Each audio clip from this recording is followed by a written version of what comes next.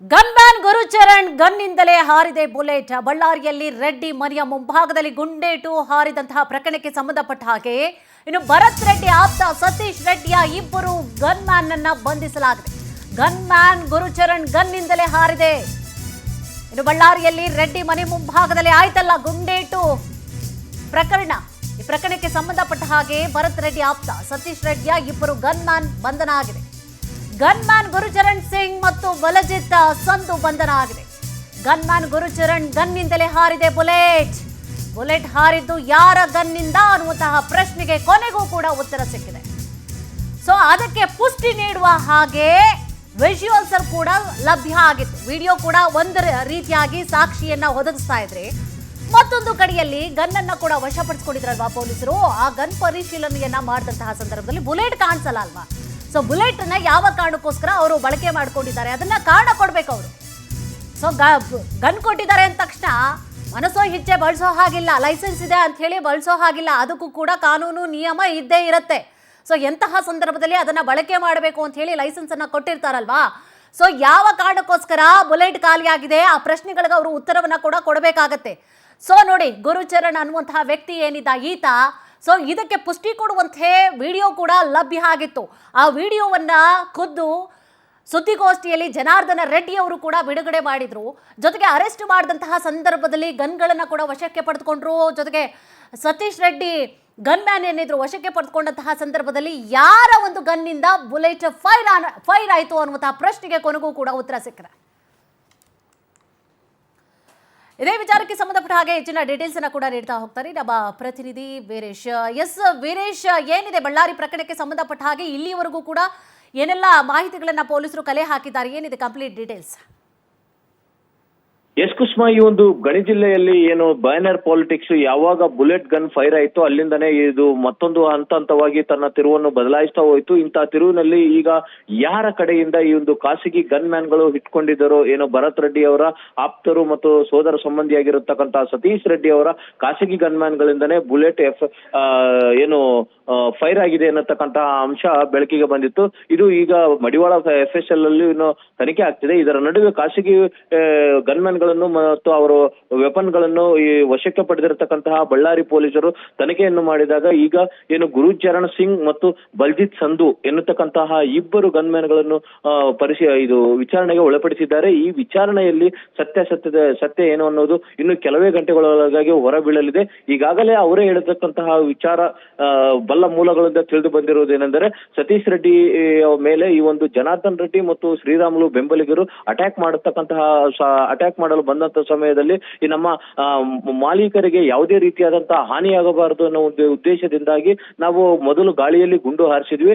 ಆದ್ರೆ ಚದರದೇ ಇದ್ದ ಹಿನ್ನೆಲೆಯಲ್ಲಿ ಅಲ್ಲಿಗೂ ಈ ಒಂದು ಸತೀಶ್ ರೆಡ್ಡಿ ಅವರ ಕಣ್ಣಿಗೆ ಕಲ್ಲು ಬಿದ್ದು ಗಾಯಗೊಂಡ ನಂತರ ಮತ್ತೆ ಎದೆಗೂ ಒಂದು ಕಲ್ಲು ಬಿತ್ತು. ಈ ಕಾರಣದಿಂದಾಗಿ ಬೇರೆ ವಿಧಿ ಇಲ್ಲದೆ ನಾವು ಮತ್ತೊಂದು ಸಾರಿ ಫೈರಿಂಗ್ ಮಾಡಬೇಕಾದ್ರೆ ಮಿಸ್ಫೈರಿಂಗ್ ಆಗಿ ಅದು ಎಲ್ಲೋ ಒಂದು ಕಡೆ ಬೇರೆ ಮಿಸ್ಫೈರಿಂಗ್ ಆಗಿದೆ ಅನ್ನತಕ್ಕಂತ ಅಂಶ ಬೆಳಕಿಗೆ ಬರ್ತಿದೆ. ಆದ್ರೆ ಈ ಒಂದು ಕೃತ್ಯದಲ್ಲಿ ಯಾವುದೇ ಉದ್ದೇಶ ಪೂರ್ವಕವಾದಂತಹ ಫೈರಿಂಗ್ ಇಲ್ಲ.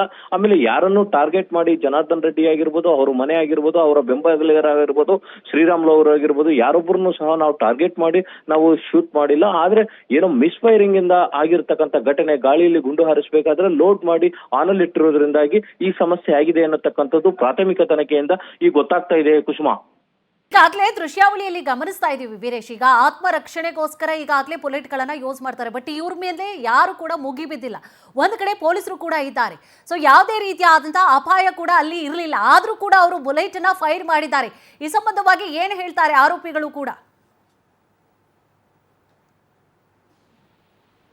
ಈ ಒಂದು ಭರತ್ ರೆಡ್ಡಿ ಅವರ ಕಡೆಗೆ ನಿಂತಿರ್ತಾರೆ. ಭರತ್ ರೆಡ್ಡಿ ಅವರು ಈ ಒಂದು 150 ಏನು ಜನಾರ್ದನ್ ರೆಡ್ಡಿ ಮನೆ ಮುಂದಿನ ರಸ್ತೆಯಲ್ಲಿ ಆ ಕಡೆ ಬಗಲು ನಿಂತಹ ಸಂದರ್ಭದಲ್ಲಿ ಅಲ್ಲಿಗೆ ಇವರು ಶ್ರೀರಾಮುಲು ಅವರು ಹೋಗುವಂತಹ ಪ್ರಯತ್ನ ಮಾಡ್ತಾರೆ. ಆಗ ಹಿಂಬದಿಯಿಂದ ಬಂದಂತಹ ಹಿಂಬಾಲಕರು ಸಾಕಷ್ಟು ಪ್ರಮಾಣದಲ್ಲಿ ಬಂದು ಇಂದು ಮುಗಿಬೀಳುವಂತಹ ಪರಿಸ್ಥಿತಿ ಎದುರಾಗುತ್ತದೆ.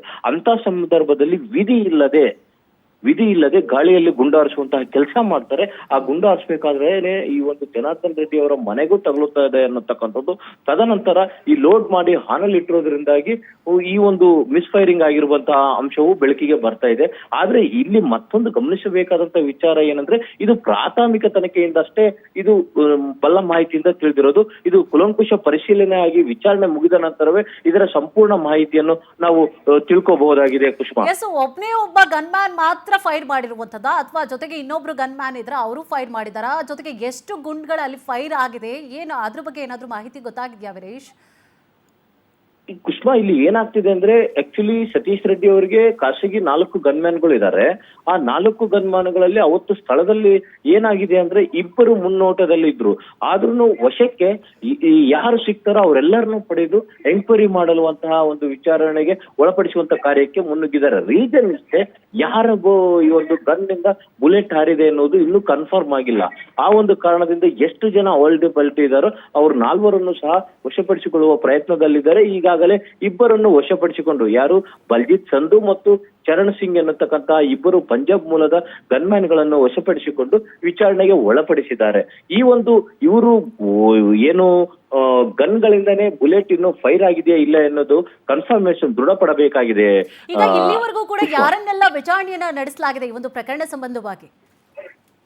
ಈ ಒಂದು ಪ್ರಕರಣಕ್ಕೆ ಸಂಬಂಧಪಟ್ಟಂಗೆ ಇಲ್ಲಿವರೆಗೂ ಒಂದು ಬಳ್ಳಾರಿಯ ಪೊಲೀಸರ ಒಂದು ಕರ್ತವ್ಯ ಲೋಪನೂ ಎದ್ದು ಕಾಣ್ತಾ ಇದೆ. ರೀಸನ್ ಏನಪ್ಪಾ ಅಂದ್ರೆ, ಈ ಒಂದು ಮಾಧ್ಯಮದಲ್ಲಿ ಯಾವುದೇ ರೀತಿಯಾದಂತಹ ಸುಳ್ಳು ಸುದ್ದಿಗಳು ಬಿತ್ತರ ಆಗದಂತೆ ತಡೆಯಲು ಅವರು ಆಗಿಂದಾಗಲೇ ಈ ಒಂದು ಮಾಹಿತಿಯನ್ನು ಅಪ್ಡೇಟ್ ಮಾಡುವಂತಹ ಕೆಲಸವನ್ನು ಮಾಡಬೇಕು. ಆದ್ರೆ ಪ್ರತಿಯೊಂದು ಮೀಟಿಂಗ್ ಅಂದ್ರೆ ವಿರೋಧ ಪಕ್ಷದವರಾಗಿರ್ಬೋದು, ಆಡಳಿತ ಪಕ್ಷದವರು ಅವರು ಕರೆದಂತ ಮೀಟಿಂಗ್ ಗಳಿಗೆ ಅಟೆಂಡ್ ಆಗ್ತಾ ಮಾಹಿತಿ ಪರಿಸ್ಥಿತಿಯನ್ನು ತಿಳಿಸುವಂತಹ ಕಾರ್ಯ ಮಾಡುತ್ತಾ ಇಲ್ಲಿವರೆಗೂ ಮಾಧ್ಯಮದವರಿಗೆ ಸ್ಪಷ್ಟವಾದಂತಹ ಒಂದು ಚಿತ್ರಣ ಅಥವಾ ಈ ಒಂದು ಘಟನಾವಳಿಗೆ ಸಂಬಂಧಪಟ್ಟಂತೆ ಸ್ಪಷ್ಟವಾದಂತಹ ಮಾಹಿತಿ ನೀಡುವಲ್ಲಿ ಈ ಒಂದು ಬಳ್ಳಾರಿ ಪೊಲೀಸ್ ಇಲಾಖೆ ಎಲ್ಲೋ ಒಂದು ಕಡೆ ಎದುವಿದೆ ಅನ್ನೋದು ಮೇಲ್ನೋಟಕ್ಕೆ ಕಂಡು ಬರ್ತಾ ಇದೆ. ಕುಸುಮಾ, ಈ ವಿಚಾರ ಸಂಬಂಧವಾಗಿ ಈಗ ಭರತ್ ರೆಡ್ಡಿ ಅವರು ಏನ್ ಪ್ರತಿಕ್ರಿಯೆಯನ್ನ ಕೊಡ್ತಾರೆ? ಈಗ ಈ ವಿಚಾರವಾಗಿ ನಾವು ಗಮನಿಸ್ತಾ ಹೋದಾಗ ಭರತ್ ರೆಡ್ಡಿ ಅವರು ನೇರವಾಗಿ ಹೇಳ್ತಕ್ಕಂತ ಮಾತು ಎಂದರೆ, ಈ ಒಂದು ವಿಚಾರದಲ್ಲಿ ಆಕ್ಚುಲಿ ಸತೀಶ್ ರೆಡ್ಡಿ ಅವರು ಅಲ್ಲಿಗೆ ಹೋಗುವುದಕ್ಕಿಂತ 4 ದಿನಗಳ ಮುಂಚಿತವಾಗಿಯೇ ಈ ಒಂದು 4 ದಿನಗಳ ಮುಂಚಿತವಾಗಿಯೇ ಬ್ಯಾನರ್ ಅನ್ನು ಅಳವಡಿಸಲಾಗಿತ್ತು. ಆಮೇಲೆ ಬ್ಯಾನರ್ ಅನ್ನು ಅಳವಡಿಸಿರುವುದು ಈ ಒಂದು ಫುಟ್ ಪಾತ್ ಮೇಲೆ, ಅವರು ಮನೆಗೆ ಹೋಗುವಂತ ರಸ್ತೆ ಅಥವಾ ದಾರಿಯಲ್ಲಿ ನಾವು ಅಳವಡಿಸಿಲ್ಲ. ಇದಕ್ಕಿಂತ ಮುಂಚೆ ಇದೇ ಸತೀಶ್ ರೆಡ್ಡಿ ಅವರಿಗೆ ನೇರವಾಗಿ ಕರುಣಾಕರ್ ರೆಡ್ಡಿ ಅವರೇ ಫೋನ್ ಮಾಡಿ ವೈಯಕ್ತಿಕವಾಗಿ ನಮ್ಮ ಮನೆ ಮುಂದೆ ರಸ್ತೆಯನ್ನು ಹಾಕಿಕೊಡಿ ಅನ್ನತಕ್ಕಂತಹ ಮಾತನ್ನು ಕೇಳಿದ್ರು. ಅದೇ ತರನೇ ಇದು ವಿಚಾರದಲ್ಲೂ ಬ್ಯಾನರ್ ವಿಚಾರದಲ್ಲೂ ನೇರವಾಗಿ ಹೇಳಿದ್ರೆ ನಮ್ಗೆ ಇಷ್ಟೆಲ್ಲ ಸಮಸ್ಯೆ ಆಗ್ತಿರ್ಲಿಲ್ಲ. ಇವರು ಏನೋ ಊಹಾಪೋಹವಾದಂತಹ ಬೆಳವಣಿಗೆಯಿಂದಾಗಿ ಇವರು ಯಾರೋ ಒಬ್ಬ ಅವರ ಮನೆಯಲ್ಲಿ ಕೆಲಸ ಮಾಡುವತಕ್ಕಂತ ನಾಗರಾಜ್ ಅನ್ನತಕ್ಕಂತ ಮ್ಯಾನೇಜರ್ ಅವರ ಮಾತು ಕೇಳಿ ಈ ರೀತಿ ಮಾಡೋದ್ರಿಂದಾಗಿ ಇಷ್ಟೆಲ್ಲ ಸಮಸ್ಯೆಗೆ ಕಾರಣೀಭೂತವಾಗಿದೆ ಅನ್ನೋದು ಮೇಲ್ನೋಟಕ್ಕೆ ಕಂಡು ಬರ್ತಾ ಇದೆ. ಕುಸುಮಾ, ಎಸ್, ಥ್ಯಾಂಕ್ ಯು ತಮ್ಮೆಲ್ಲ ಡೀಟೇಲ್ಸ್ಗಾಗಿ.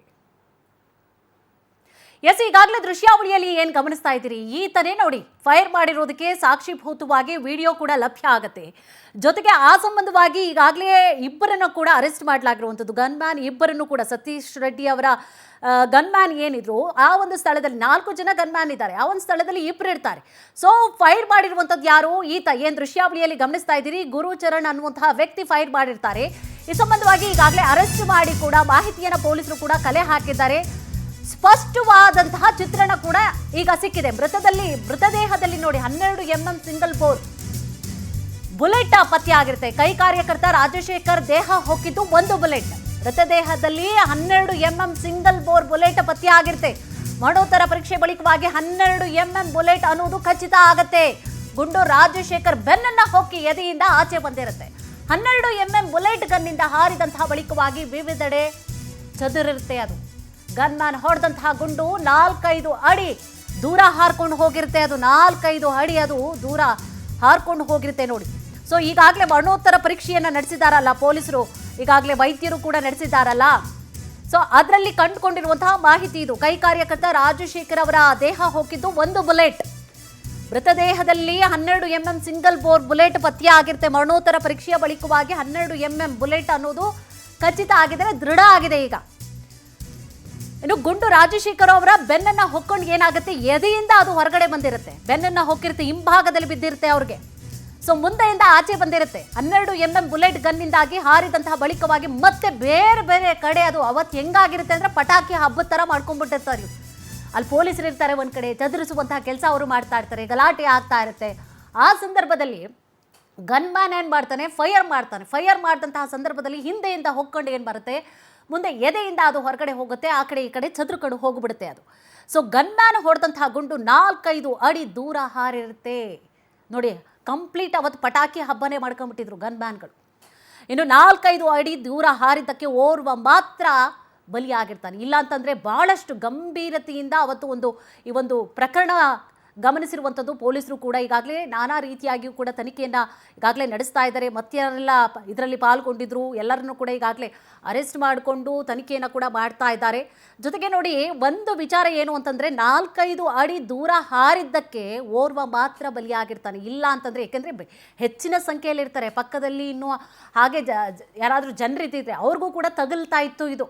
ಅಕ್ಕಪಕ್ಕದಲ್ಲಿಯೂ ಕೂಡ ಬಹಳಷ್ಟು ಮತ್ತಷ್ಟು ತೀವ್ರವಾದಂತಹ ರೀತಿಯಾಗಿ ಇದು ಗಂಭೀರ ಪ್ರಕರಣ ಆಗ್ತಾ ಇತ್ತು ಮತ್ತಷ್ಟು ಕೂಡ.